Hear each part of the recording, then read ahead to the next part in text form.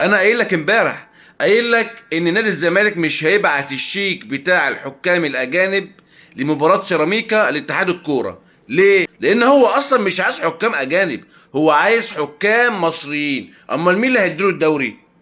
مين اللي مش هيحسب عليه ضربة جزاء؟ مين اللي هيحسب له ضربة جزاء؟ مين اللي هيعوج له الخط بتاع الاوفسايد؟ مشاكل مخك بقى. قلت لك امبارح ان الزمالك بعت خطاب لاتحاد الكوره يطلب فيه حكام اجانب عشان يوهم الناس ويوهم الاعلام ان هو عايز حكام اجانب وان هو بيتظلم من الحكام المصريين، لكن في النهايه كده كده هيتحكم له بحكام مصريين عشان هو اصلا مش هيدفع، معهوش فلوس، معهوش 3 مليون جنيه عشان يدفعهم لحكام اجانب. مفيش الكلام ده يا جماعه. امال مين اللي هيديله الدوري؟